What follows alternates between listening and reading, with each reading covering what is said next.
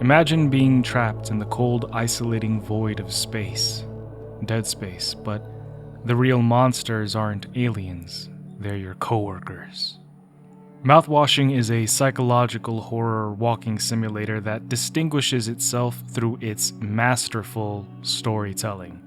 Released in 2024, the game quickly made waves, earning widespread praise and carving out a place as one of the year's outstanding titles. Now, naturally, I could not resist diving in to see what all the hype was about. And from the very first moments, it was clear to me as to why Mouthwashing had captivated so many. The game is a labyrinth of psychological nuance, with 5 deeply flawed and intricately crafted characters. It pulls players into a web of corporate greed and the twisted psyches of those who perpetuate it, offering a disturbing exploration of human fragility and ambition.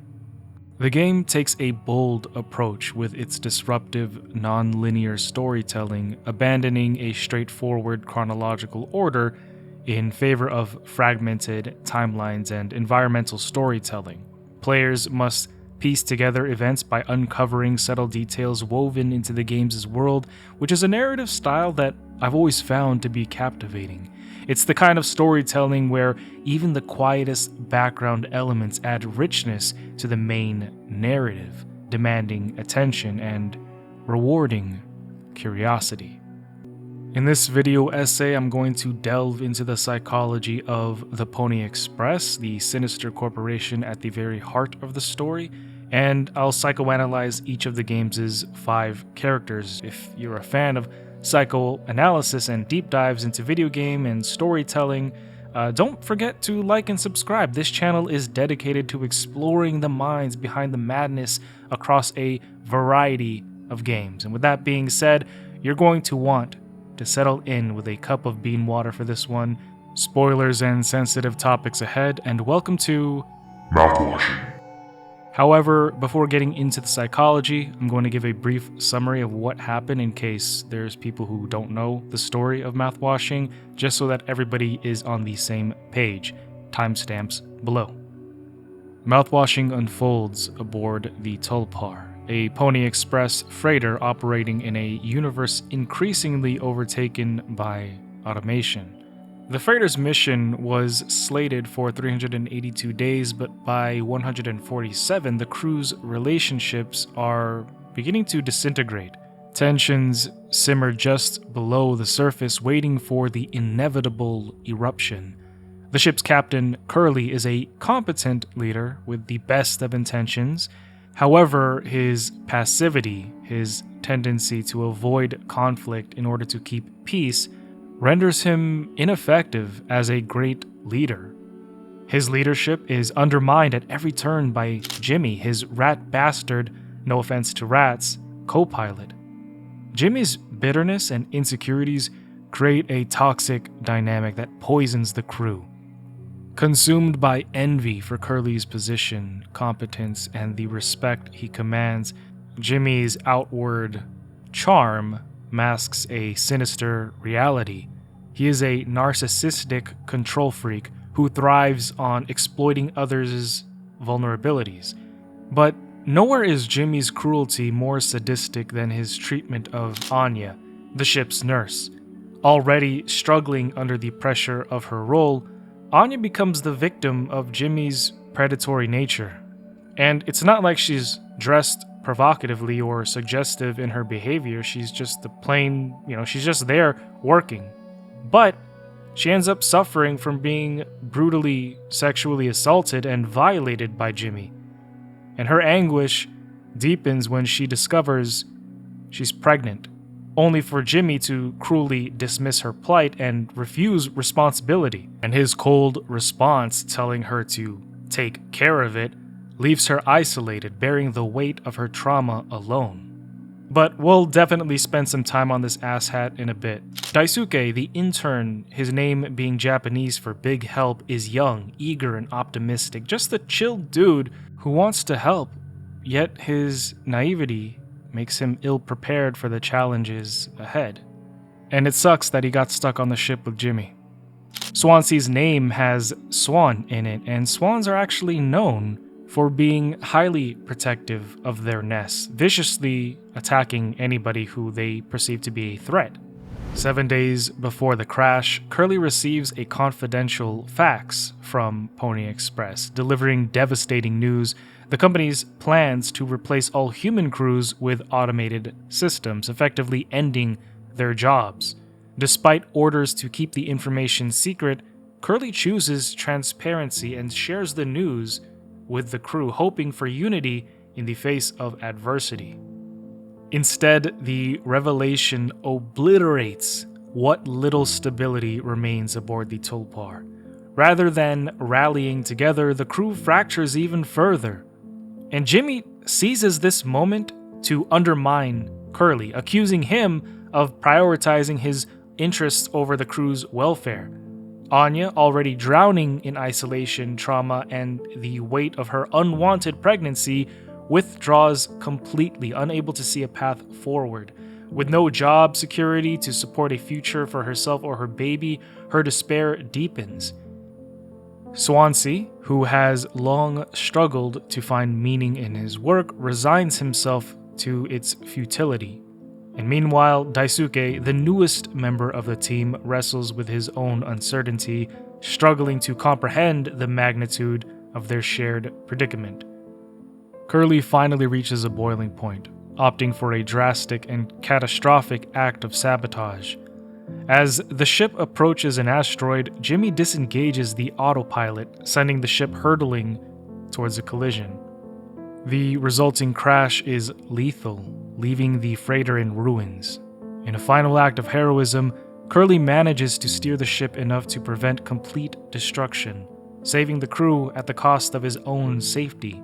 The burns and mutilations he sustains leave him gravely injured and incapacitated. Adrift in dead space, the Tulpar is a wreck. Engines destroyed, supplies critically low, and rescue is a hopeless dream. The ship's emergency foam system has sealed off much of the interior, forcing the crew into the cramped confines of the lounge. Leadership falls to Jimmy, the co-pilot, but instead of rising to the challenge, he weaponizes the disaster to further his own agenda. Blaming Curly for the crash, he positions himself as the crew's only savior. Under his increasingly unstable leadership, the group's cohesion unravels. Desperate for supplies, the crew debates breaking in to the cargo hold, clinging to the hope of finding something to sustain them. But what they uncover is a cruel twist of fate. The hold contains nothing but mouthwash. The discovery crushes their morale. For Swansea, a recovering alcoholic, the presence of alcohol in the mouthwash proves too tempting to resist. Daisuke would join him, and Anya, overwhelmed by the weight of everything going on, retreats into the medical bay, locking herself inside, cutting herself off entirely. Jimmy's manipulations take a tragic turn when he forces Daisuke into crawling through a damaged vent in order to reach Anya, fully aware of the danger.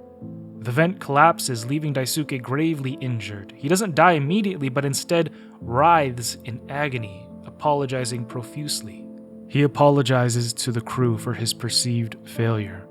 With no medical supplies to ease his suffering, his condition begins to worsen. Swansea, overwhelmed by the sight of Daisuke's torment, makes a heartbreaking decision. He euthanizes Daisuke with an axe to the face in an act of mercy. However, with the med bay opened, they find Anya, who would OD on some pills.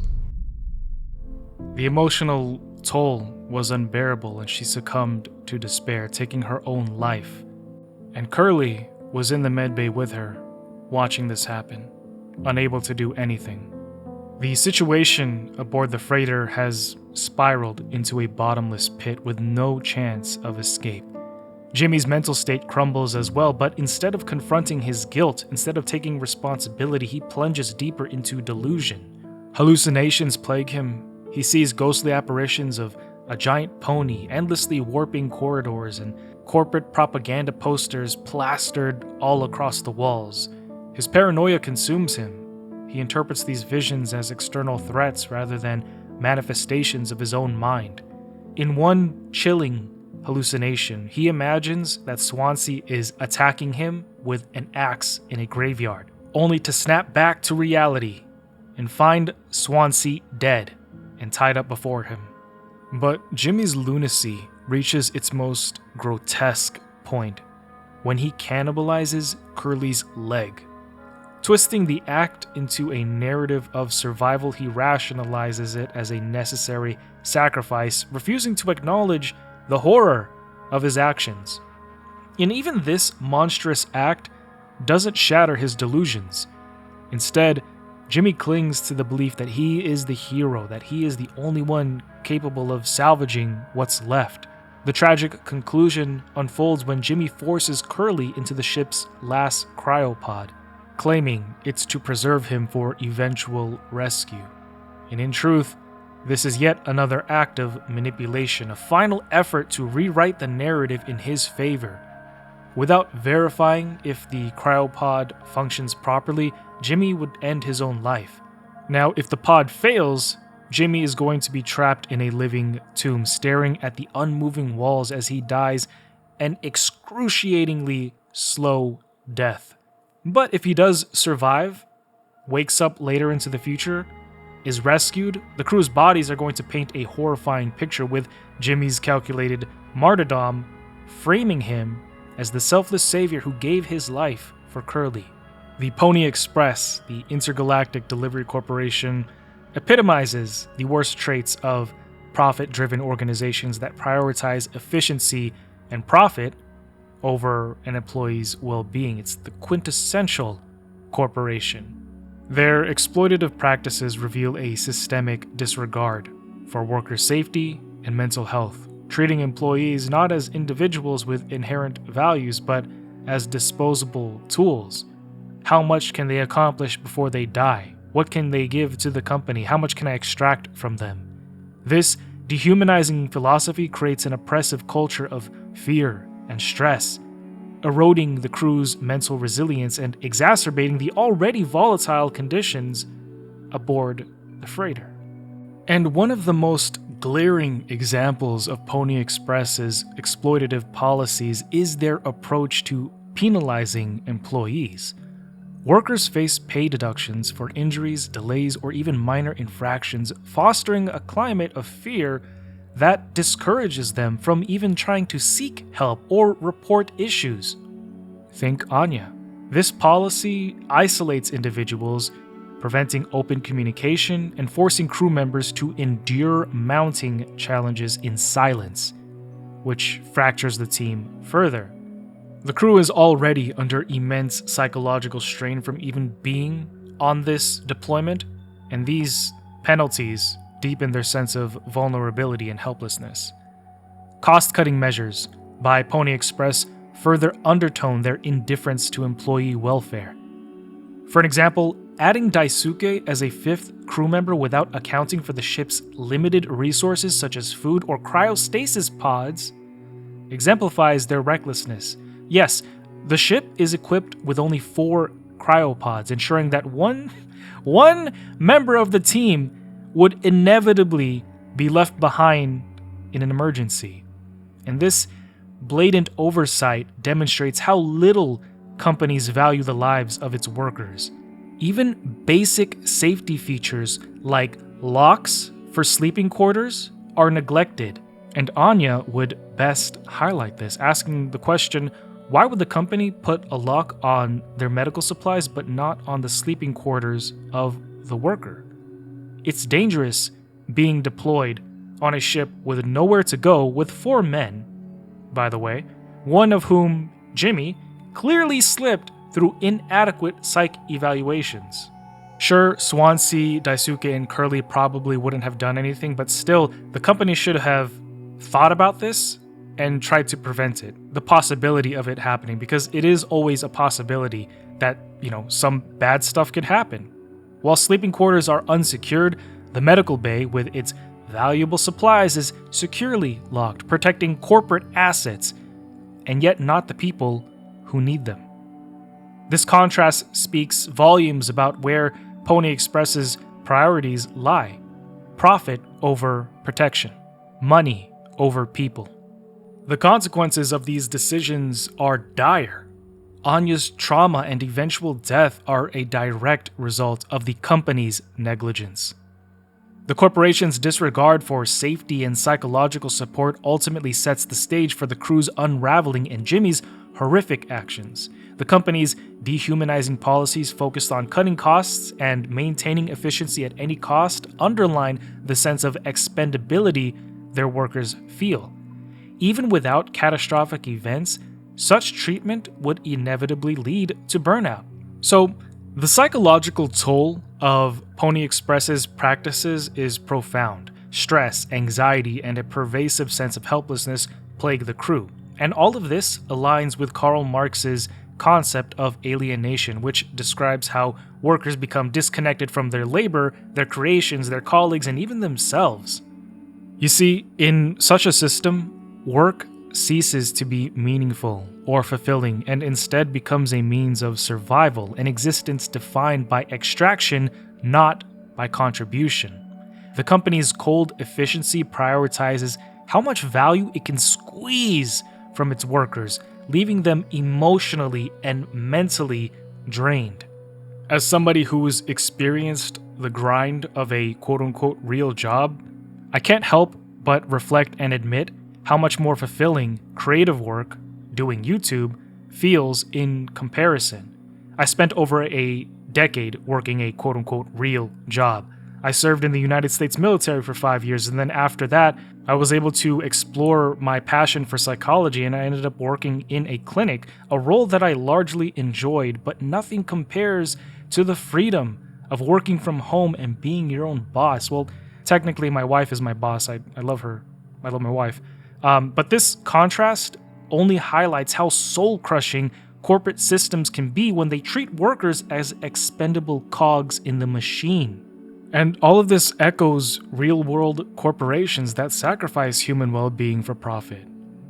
The mental harm caused by such systems is immense, leading to things like alienation, despair, and catastrophic consequences like those aboard the Tulipar. You see, if Pony Express had prioritized their workers' well-being instead of their bottom line, they could have prevented the horrific chain of events that unfolded as a result of Jimmy becoming an absolute nightmare.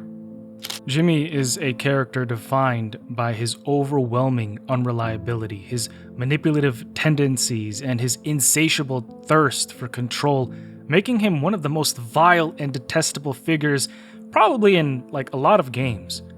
From his assault on Anya to the deliberate sabotage of the ship, Jimmy's actions reveal a man consumed by selfishness, jealousy, and cruelty. His decisions unravel the crew's fragile unity, turning the mission into hell and leaving a trail of destruction in his wake.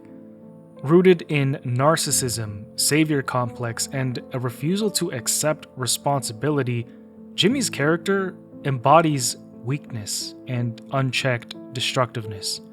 The basis of Jimmy's toxicity lies in his festering resentment towards Curly. Incapable of tolerating Curly's leadership or the respect that he commands, Jimmy's envy grows into a destructive inferiority complex. His jealousy drives his need to undermine Curly at every turn, framing him as incompetent or self-serving while presenting himself as the crew's true advocate. He would even accuse Curly of abandoning his crew for personal gain, saying things like, "Oh, we're gonna be SOL, but you're gonna be fine, and you don't care." Alfred Adler's theory of inferiority complex provides valuable insight into Jimmy's behavior. His actions reflect a classic overcompensation for deeply rooted feelings of inadequacy. It is by manipulating others and sowing discord and trying to put other people down that Jimmy attempts to boost his self-worth at the expense of those around him. Even the way that he opens and closes Curly's mouth when he's giving him pain meds feels like a tool of manipulation. His actions become increasingly violent and unhinged, highlighted by the brutal beating that he inflicts on Curly, a man who's incapacitated, already on the edge of life and unable to defend himself, he still beats him. The sound of Curly's helpless whimpers show the sheer cruelty of this act, as Jimmy uses his physical dominance to quote-unquote affirm his power. This is all just his desperate need to tear others down so that he can feel like he's in control, further emphasizing his complete disregard for everybody else around him. Jimmy's savior complex compounds his destructiveness. He sees himself not just as an indispensable figure, but as the crew's sole hope for survival, despite being the architect for their suffering. Following the Tulpar's crash, he reframes the disaster as a chance to elevate himself, bringing himself up and declaring to others that he is the captain now, ensuring that they call him captain. This delusion blinds him to the harm that he's caused, reinforcing his manipulative behaviors. The psychology of a savior complex often stems from the deep need for external validation in order to mask the internal insecurities, and Jimmy embodies this perfectly. Jimmy's character is a portrait of unchecked envy, little man syndrome, insecurity, and delusion. His refusal to accept responsibility, coupled with his relentless need for control, ensures that his actions not only destroy the crew, but also leave him trapped in his own spiral of self-destruction. He's not the savior he imagines himself to be. He is the ruin. Jimmy is the type of guy who is willing to bring himself down as long as it means everybody else comes down with him. His actions are deeply intertwined with Freud's concept of death drive. His deliberate sabotage of the ship conveys his death instinct, choosing destruction over facing responsibilities such as the child he forced into Anya, or the uncertainty of losing his job after the Pony Express's automation announcement. His unhinged and erratic yet calculated decision to crash the ship reflects an unconscious desire for self-destruction. And at the very end, we even see him going through with this, putting some iron to his head and pulling the trigger in order to avoid accountability.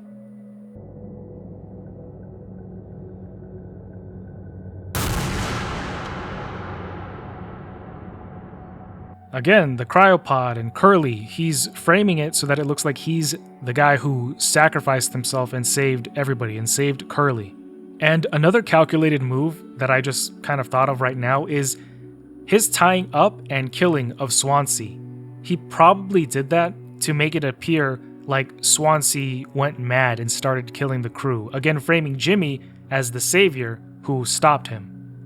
His insistence on being the hero exposes the fragility of his mental, where destruction becomes a distorted path to redemption. Karen Horney, an accomplished German psychoanalyst, openly challenged Freud's theories, including his views on neurosis.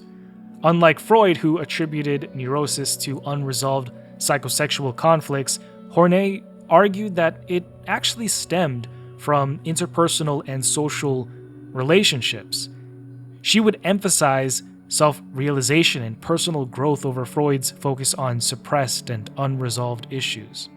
Horney's 10 needs outline the basic psychological requirements for self-actualization and healing. Her psychosocial theory explains 3 fundamental coping styles for dealing with neurosis. Also, neurosis is an outdated psychological term. It's not called neurosis anymore. Today, we're referring to it as anxiety disorders. Horney's 3 styles: moving towards people, compliance; moving against people, aggression; and moving away from people, withdrawal.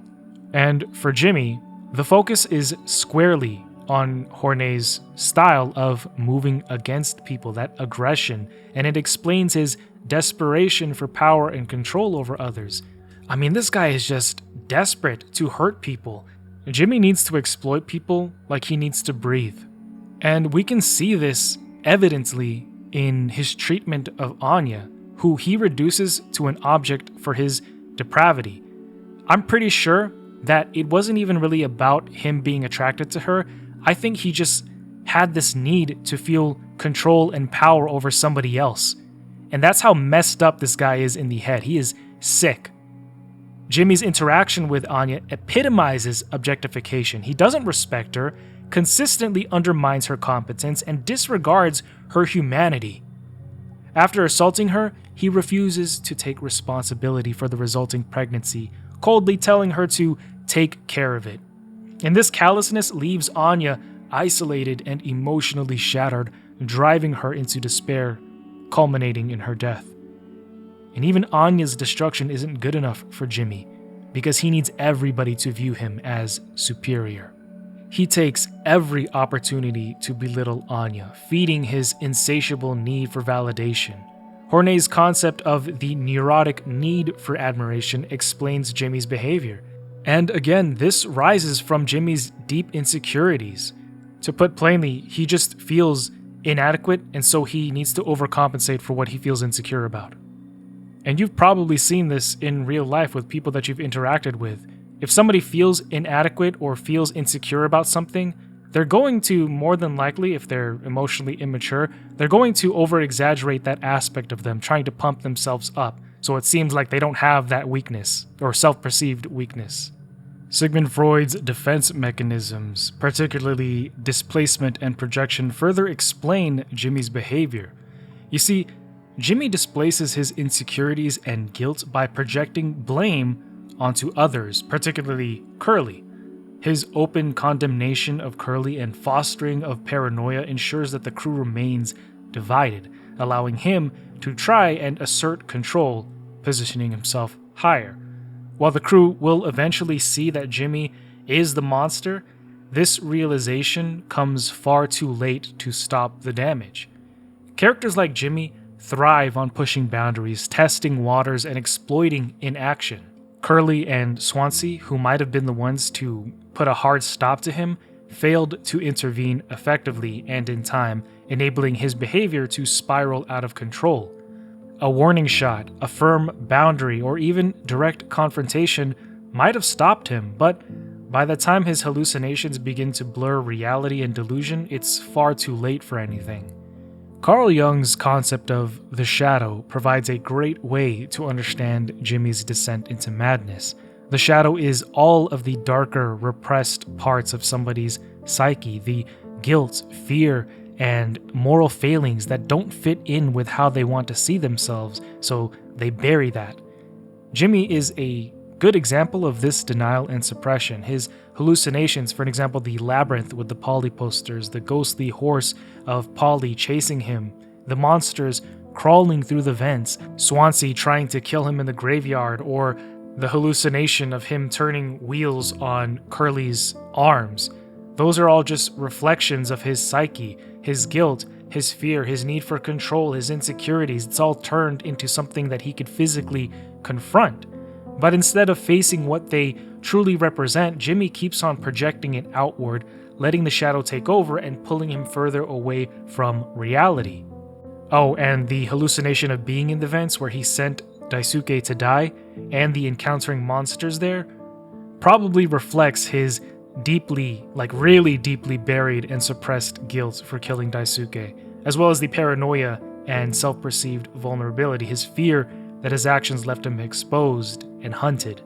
However, in regards to the graveyard, I think this is more of Jimmy rationalizing his killing of Swansea, who he perceived to be hunting him. When we see Swansea standing in the hall with the axe, we kind of have to wonder, is this actually happening? Did that happen, or did Jimmy convince his mind to see Swansea, a symbol of retribution, going full shining on him, so he had to defend himself by tying him up with a rope and killing him? I mean, after he had to euthanize Daisuke, he kind of hinted to Jimmy that he knew what he did to Anya, that Anya told him. And this would naturally kick Jimmy into defense mode. Jimmy had the gun, and when we first see Swansea tied up and alive, there doesn't seem to be any signs of struggle. In fact, Swansea even had a whole monologue. However, after that, we see him dead, slumped over, with the gun smoking on the floor. And then there's explanations to be had about potential mental health disorders that Jimmy could have, explaining his hallucinations.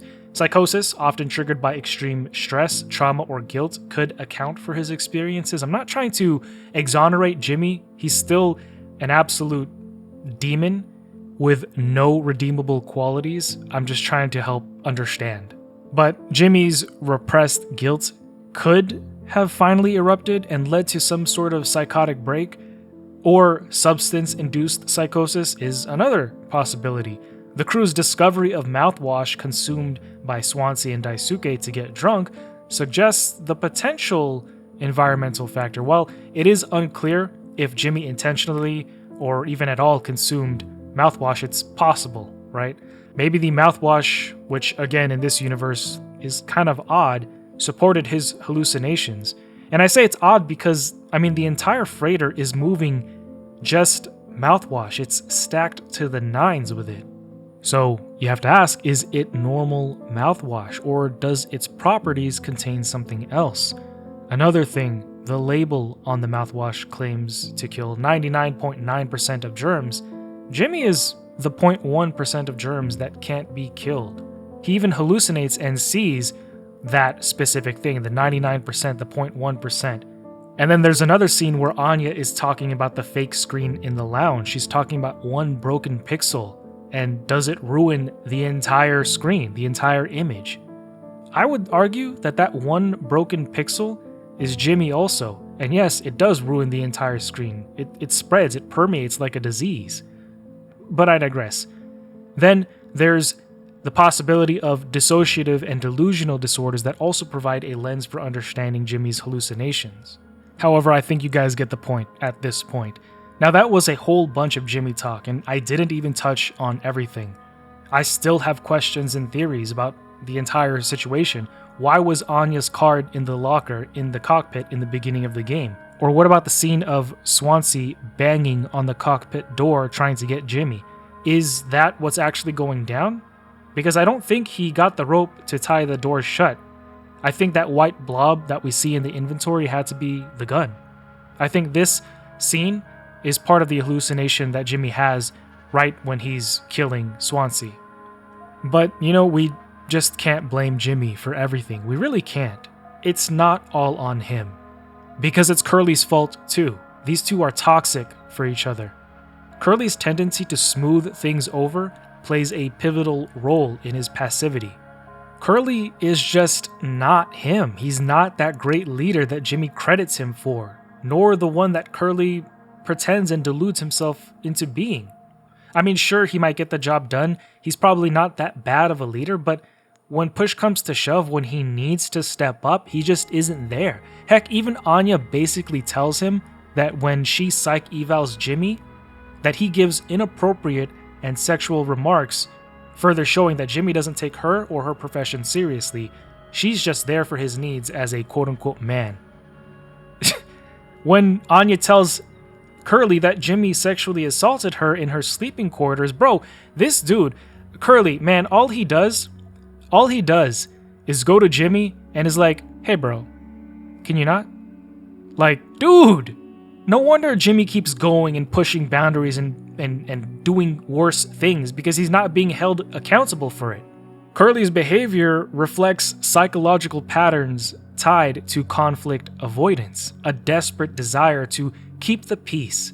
Karen Horney's theory of neurotic needs helps to explain this through her moving toward people style, where individuals prioritize compliance to maintain harmony. Curly embodies this, avoiding confrontation with Jimmy even when the situation absolutely demands decisive leadership, especially after Anya openly says, yeah, he R-worded me. Standing by and doing nothing in a moment like that is just not acceptable. It is bad leadership. It is moral failure. His reluctance to stand against Jimmy's manipulation and violence enables Jimmy to keep escalating, and this leaves the entire crew vulnerable to his schemes. His behavior is just avoidance, disguised as keeping the peace. American psychologist Martin Seligman would talk about repeated exposure to situations where somebody feels powerless, and that could lead to inaction. This is what he would call the theory of learned helplessness. As the captain of a mission that's falling apart, Curly is overwhelmed, for sure, by the crew's deteriorating morale and the escalating chaos that happens aboard the Tulpar.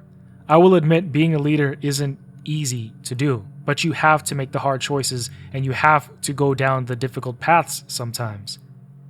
The sense of helplessness builds, paralyzing Curly in critical moments when strong leadership is most needed. Instead of confronting Jimmy directly, Curly leans into appeasement, retreating into a passive role that only worsens the situation. This pattern of inaction allows Jimmy to just keep doing what he does. The bystander effect also sheds light on Curly's behavior. In group settings, individuals are often less likely to intervene because they just will assume somebody else is going to step up. This is also known as group diffusion of responsibility. Perhaps on some subconscious level, he believes that other crew members like Swansea or Daisuke, well, maybe not Daisuke, Swansea will confront Jimmy, allowing him to avoid having to take responsibility himself. However, this detachment creates a leadership vacuum, one that Jimmy eagerly exploits. With nobody to stop him and the lack of boundaries, Curly inadvertently reinforces Jimmy's delusions of grandeur, giving him free rein to consolidate power, to dominate and manipulate the entire situation, spiraling towards chaos. But to be honest, there's something kind of poetic about the way that the game frames the situation Curly finds himself in. I mean, look at the guy. He can't move, he can't talk, he doesn't even have eyelids, so he's forced to watch everything unravel while he does nothing, just like he's been doing.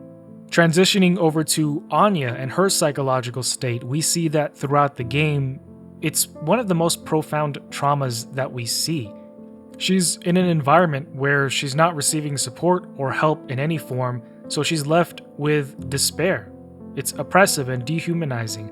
It is through Anya's perspective, when we look at her and her character and the entire situation, when we focus on her, that we see the illustration of the devastating effects of trauma and the psychological mechanisms that she is forced to employ in order for her to cope with the extreme stress. Central to understanding Anya's psyche is the profound impact of the assault that she suffers because of Jimmy, compounded into the resulting pregnancy and then the hostile environment aboard the ship, plus the looming dread that she has waiting for her whether she makes it out or doesn't. From the psychoanalytic perspective of trauma theory, Anya's behavior reflects the classic symptoms of post-traumatic stress disorder, or PTSD. Judith Herman's work on trauma highlights how overwhelming events disrupt normal coping mechanisms, leading to things like hypervigilance, emotional numbing, and withdrawal. Anya's isolation in the med bay is both a physical and an emotional retreat. It becomes her sanctuary for a little bit, shielding her from the crew and the chaos, but it also underscores her inability to reconnect with others. This withdrawal signifies a profound disconnect from not just her crewmates, but from herself, because she struggles to process the violation and the helplessness that she had to endure. Consequently, where she had no power or control, choosing to lock herself in the medbay was just one way in which she could dig her feet in the ground and take control. It's just sad that it had to come down to that, where she understandably withstood utter destruction on multitudes of levels. I guess Jimmy did end up getting what he wanted, because Anya took care of it, and Curly, in the medbay with her, watched. Anya's interactions with Jimmy and the rest of the crew further undertone the objectification and dehumanization she endures. Feminist psychological theories such as those proposed by Sandra Bem shed light on the systemic dismissal of Anya's agency. Jimmy's treatment of Anya reduces her to an object of control, tearing off her individuality and independence. Her pregnancy becomes this physical manifestation of this loss of agency, a constant reminder of her entrapment in circumstances, and she can't escape it. And this is further worsened by the indifference and the lack of meaningful support from some of her crewmates. As a result of Jimmy's perversion, Anya would even be able to administer Curly's pain meds, and I think that it has to do with what Jimmy did to her. Maybe it's the sound of the pills going in or Jimmy's cries, but her PTSD does become prevalent. She's not able to do anything.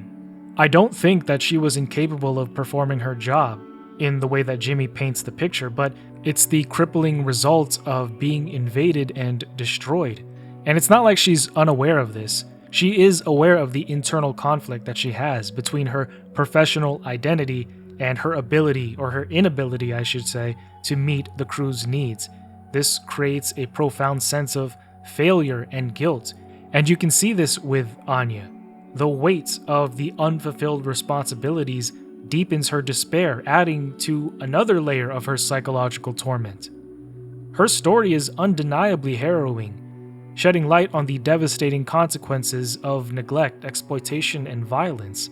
Her tragic journey not only critiques the oppressive environment that failed her, but also highlights the profound psychological toll that such circumstances can inflict on somebody. It's a sobering reminder of the cost of dehumanization and the failure of those around her to stand up. And again, I really wish that Swansea did something about Jimmy when he found out what he did to Anya. To me, he seems like a paternal protective figure. I mean, his gruff demeanor does hide his deeply rooted sense of responsibility, and we see this mostly pronounced with Daisuke. However, throughout the story, Swansea's actions reveal a man grappling with his own past demon in a bottle. It's revealed that a major aspect of Swansea's character is his ongoing battle with addiction. As a recovering alcoholic, his years of sobriety represent his strength and resilience. However, the catastrophic events following the crash push him back into older coping mechanisms, leading him to drink the mouthwash in absence of other substances. It could also be that Swansea figured there was no chance of survival, so he was just going to get drunk, because why not if you're already going to die? But then again, that would mean that the relapse isn't simply a personal failure, but a stark reflection of the overwhelming situation he finds himself in. But despite all of this, Swansea still displays his deeply paternal instinct with Daisuke. His initial harshness towards him reads as tough love, as a means of preparing the young man for the brutal realities of the situation. In a lot of ways, I feel like he probably saw Daisuke as a way to redeem himself if it meant that he could teach Daisuke to become a better man than he ever was. I hope I explained that relatively well enough for you to understand. But this protective nature shines most clearly in his secret attempt to secure the ship's only functional cryopod left for Daisuke. It's a selfless act aimed at ensuring that the young man survives. In a world of scarce resources and uncertainty, his quiet compassion stands out as a rare glimmer of humanity. But that glimmer would be muted by Jimmy's darkness. Swansea's most heartbreaking moment comes when he performs a mercy killing on Daisuke. But again, Daisuke is in unimaginable pain. Swansea has to make the gut-wrenching decision. He knows it. He needs to end his suffering. It's an act of compassion, but it's born from despair. It's likely that Swansea would highlight this as a failure on himself, adding to the guilt and grief that define his character. His final confrontation with Jimmy is a powerful testament to Swansea's moral integrity and self-awareness. Because unlike Jimmy, who clings to delusions and manipulations, Swansea openly acknowledges his flaws and regrets. He even admits that for a long time he found God at the bottom of a bottle. His best days, he confesses, were with a drink in hand. And that kind of honesty, even something about something so destructive, is disarmingly real. And you might not agree with it, but you gotta respect it. He owns his past, his flaws and all. And for me, this level of self-awareness makes him one of the most based characters abroad all of gaming. He doesn't run from his failures, he doesn't hide behind grandiose justifications or tries to twist anything. Instead, he reflects, accepts, and tries to do the best he can with what's left. Even as the world collapses around him, Swansea remains anchored in reality, a stark contrast to Jimmy's spiraling into self-serving delusion. And then there's the psychology of Daisuke, the youngest member of the crew, and he stands out as a rare source of youthful optimism and eagerness in the bleak environment of the Tulpar. His desire to prove himself and contribute meaningfully shapes his actions and interactions with the crew. This idealism is both his greatest strength and his biggest vulnerability, because it leaves him exposed to the harsh realities of being on a ship with Jimmy, basically. And it sucks because you gotta think this is one of his first introductions to the real world, and Jimmy's here, and this results in his death, in Daisuke's death. As an intern, Daisuke views the mission as a stepping stone towards establishing himself and finding his place in the world. His journey aligns with Erik Erikson's theory of psychosocial development, particularly the stage of identity versus role confusion, where young adults grapple with defining their purpose and answering the fundamental question, who am I? For Daisuke, taking on tasks, especially challenging or dangerous ones like crawling through the damaged vent, is his way of proving his worth to others and to himself, but most importantly, for Daisuke at least, to Swansea.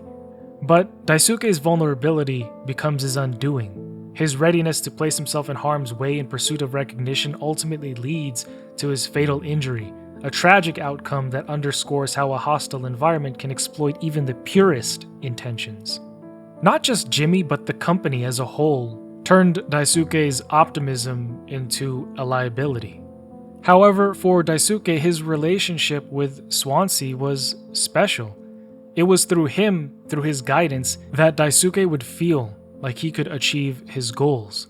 And although Swansea did have a tough and harsh exterior, it's clear that he saw potential in Daisuke. And I think Daisuke could sense that, and this dynamic gave him that level of connection and encouragement that he wanted, something rare and valuable in an otherwise isolating universe. And if Jimmy hadn't killed him, Daisuke would have been such a positive force, the brightest light capable of shining blindingly in a dark world. His potential to grow into a beacon of hope and leadership is what makes this loss so deeply tragic, not just for Swansea, but for the players as well. It's the loss of what could have been. If you enjoy psychological horror games in deep space, you might also enjoy this one, so click the video that you see on screen. Thank you.